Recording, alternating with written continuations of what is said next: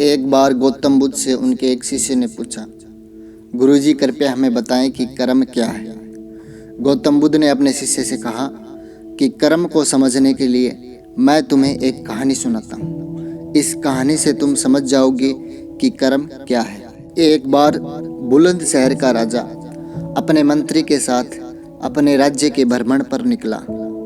भ्रमण करते करते राजा और मंत्री एक बाजार में पहुंच गए। उस बाजार में राजा का ध्यान एक दुकानदार के ऊपर गया। उस दुकानदार को देखते ही राजा के मन में न जाने क्यों यह विचार आया कि मैं इस दुकानदार को कल फांसी की सजा दे दूं। यह बात राजा ने अपने मंत्री को बताई। मंत्री कुछ बोले उससे पहले ही राजा उस दुकानदार के दुकान के सामने से आगे निकल चुके थे और दूसरी बातें करने लगे। मंत्री बहुत ही चिंतित हो गया।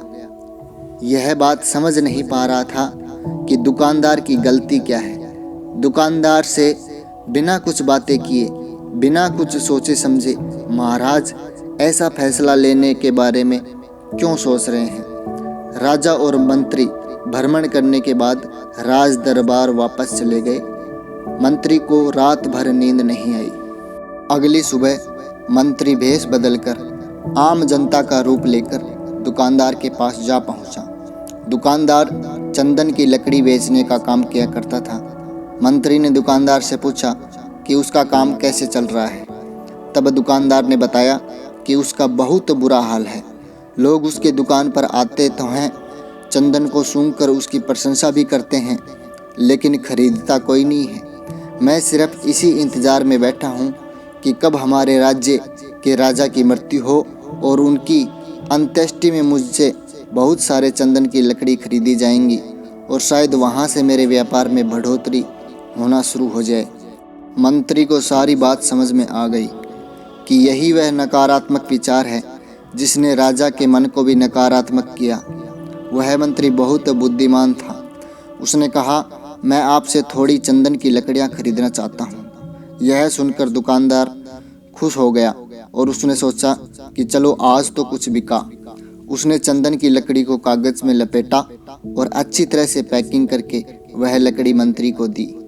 मंत्री अगली सुबह चंदन की लकड़ी लेकर राजा के दरबार में पहुंचे और राजा से कहा कि महाराज, वह जो दुकानदार है उसने आपके लिए तोहफे के रूप में चंदन की लकड़ी भेजी है। यह सुनते ही राजा बहुत खुश हुए और मन ही मन सोचने लगे, मैं तो बेकार में ही उस दुकानदार के बारे में गलत बातें सोच रहा था। उन्होंने चंदन की लकड़ी को हाथ में लिया और उसमें बहुत ही अच्छी सुगंध आ रही थी।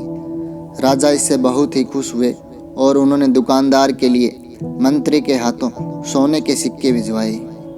उसी आम जनता का रूप लेकर मंत्री अगले दिन सोने के सिक्के के साथ दुकानदार के पास पहुंचा। दुकानदार बहुत खुश हुआ और उसने सोचा कि मैं राजा के लिए कितनी गलत बातें सोच रहा था।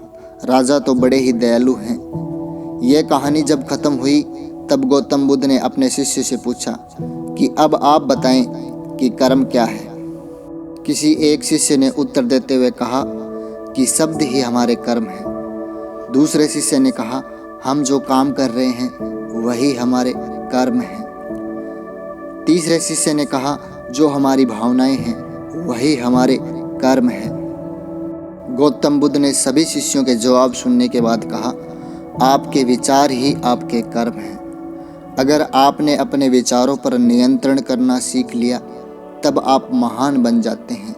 जब आप अच्छा सोचते हैं तब आपके साथ अच्छा ही होता है और अच्छा ही होता रहेगा।